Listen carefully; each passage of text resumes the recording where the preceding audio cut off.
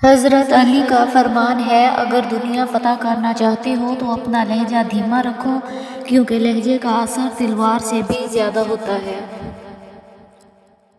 صبر کا راستہ مشکل ضرور ہوتا ہے، لیکن صبر کرنے والوں کی منزلیں بہت خوبصورت ہوتی ہیں۔ کسی پر تب تک بھروسہ نہ کرو جب تک تم اسے اپنے لیے غصے میں نہ دیکھ لو۔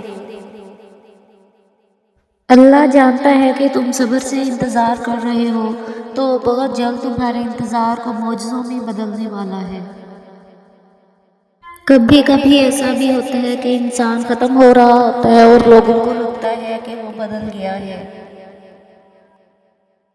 ہو سکتا ہے جس چیز کے لیے تم روتے ہو وہ بس تم سے ایک ہی دعا کی دوری پر ہو۔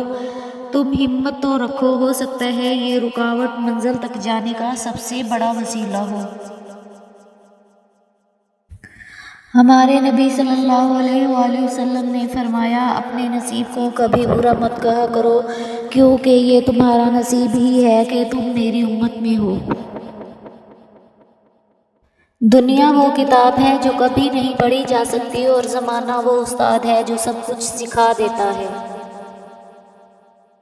بے زبانوں کے ساتھ ہمدردی رکھو، یہ بنا لفظوں کے دعائیں دیتے ہیں۔ اس انسان پر بھروسہ کرو جو تمہاری 3 باتیں جان سکے: مسکراہٹ کے پیچھے کا دکھ، غصے کے پیچھے کا پیار، اور چپ رہنے کی وجہ۔ ضروری نہیں کہ محبت ہو تو ہر وقت کی باتیں بھی ہوں، خود کو کسی کی امانت سمجھ کر رہنا بھی محبت ہے۔ صاف دل والے لوگوں کی 5 نشانیاں: وہ بہت جلدی جذباتی ہو جاتے ہیں، ان کا غصہ تھوڑی دیر کے لیے ہوتا ہے، وہ ہر رشتہ دل سے نبھاتے ہیں، وہ بہت احساس مند ہوتے ہیں، وہ چھوٹی چھوٹی باتوں پر بھی ناراض ہو جاتے ہیں۔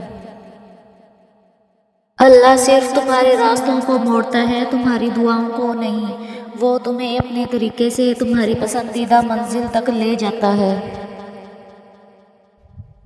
ان راستوں پر مت گھبراؤ جو تمہاری چاہت کے مطابق نہیں، بلکہ ان منزلوں کا انتظار کرو جن تک یہ راستے تمہیں لے جا رہے ہیں۔